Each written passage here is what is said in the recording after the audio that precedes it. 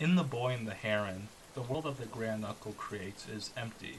There are thousands of pretty ships on the horizon, but they are all fake. The pelicans and parakeets are not the Grand Knuckle's creation. They were brought into the world. His world is fictional. It falls into the same malice of the real world. Despite his best efforts to create something new, it becomes a reflection of himself, based on what he intakes. French is the language of a ruined nation. Your problem is that you are too nice. Know that? I mean, whatever kind of order this guy Valeri is talking about, it isn't universal anymore. He's clinging to an antiquated notion. Way too proud of being French. That's why they're gonna lose. What I just read was a passage from Osamu Dazai's book, The Beggar Student. In it, the titular beggar student is explaining his worldview and relaying why sticking with old notions of order and upholding the way things are falls apart when confronted with a real world situation. France is falling. The old order can't even sustain itself. The book was released in 1940, as the situation was deteriorating at an ever quickening pace in France. What strikes me is that this line was contemporary, not a reference to history at all when it was written. While I would not want to make too sweeping of a generalization, I myself feel there's more power to this line than it would have in a period piece.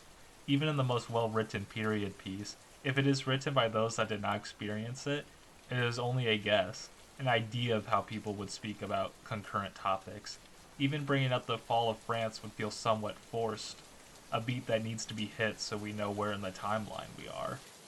When The Boy and the Heron opens on the firebombing of Tokyo, there's so much emotion flowing in the scene, partly because we know the man who storyboarded this scene, who chose to open the film on this note, experienced this as a young child. Once again, it doesn't mean that other films depicting these events can't be emotional, but there is an angle of it that only someone who was actually there can bring to life. Perhaps this is only my biases, but I really believe this. The main character of The Beggar Student is Osamu Dazai. It is an interesting literary choice. The story is fictional, yet the author decides not to hide the fact that its protagonist is just himself, which I think plays into the key point of the story. Dazai is looking back on his lost days and realizing his fleeting youth. His seemingly carefree days are behind him. The story of The Beggar Student is about the 32-year-old Osamu Dazai finding himself becoming a mentor figure to a student down on his luck named Goichiro Saeki. Dazai soon finds himself going along with the student on a ridiculous scheme to save their reputation. The student, however, has an eerie ability to be ahead of Dazai. When they speak, Saeki always has a counter to what Dazai says, and he's the one to always look deeper into Dazai. Saeki says, "You're jealous. Clearly you envy me." When a feeble idiot encounters youthful genius, it drives him crazy. He needs to shut down every single thing the young guy says to feel superior. This causes Dazai to put himself into this childish rivalry as the story continues. He becomes more giddy and excited to be playing into this life. He becomes willing to be more spontaneous and do whatever he wants. This causes him to overlook the fact that Saeki is lying about his condition, leading Dazai to push things perhaps a bit too far. Dazai reorients himself to be more observant of the students, yet he refuses to let go of the fun, even though he may have carried it on for too long. But Dazai can't help himself, as he enjoys it so much. He continues playing the childish part by lying about the amount he actually drinks to retain their respect, and to give himself the older brother role, someone who can be a part of the antics but can oversee it. This lasts until Dazai runs into a cop, and suddenly wakes up where he initially met the boy. He finds the student again, but they are now in a college uniform, despite the fact he met them as a high school student. He even refers to them by their name, to which the student responds that that isn't their name, and returns to talking to him with insults, and not the graciousness he had developed towards Dazai through the rest of the story. The student leaves, and Dazai returns to the restaurant he had eaten with the boy earlier, or at least the place he had thought he had done that. I wanted to drink what the kids were drinking.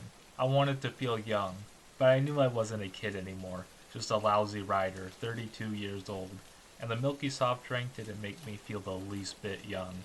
Here, Dazai fully admits what fiction can't do. The story is not something that happened to Dazai, but something he wanted. He wanted to return to his youth, to connect with the young people again, to quarrel, but at the end of the day support each other.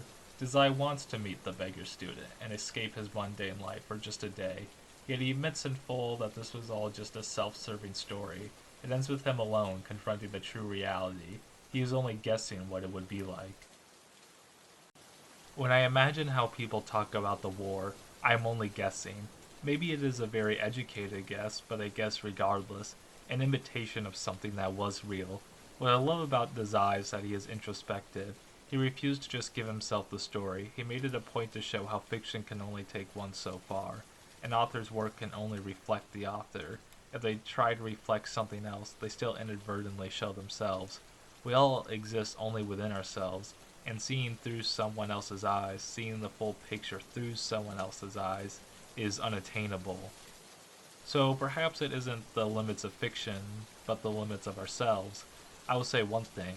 Perhaps the people that knew Desai, when he died, they truly felt it. I imagine they would. For myself, when I read his works, he doesn't come off as dead. He is full of life and speaks as if he were in the room with me. Maybe fiction can have limits, but it feels magical in this regard. What fiction can give us is an insight into others' minds, to temporarily step out of our flow of consciousness and jump into someone else's. You can feel the emotion of Mahito running through a burning city, even if you yourself have never had that experience. Sure, you may not comprehend it as fully as Hayao Miyazaki, but one still feels it. One can feel for Dazai as well, as he fears growing older and losing his youthfulness. All we read and intake inform who we are, and that way fiction's limits don't matter anymore. Fiction is a reflection of ourselves, of our beliefs, and what we find interesting, what we want to show of ourselves to other, or what we want to teach others about what we have learned through our own experiences. It can reveal our shortcomings and our gaps in knowledge, our wisdom and our ignorances.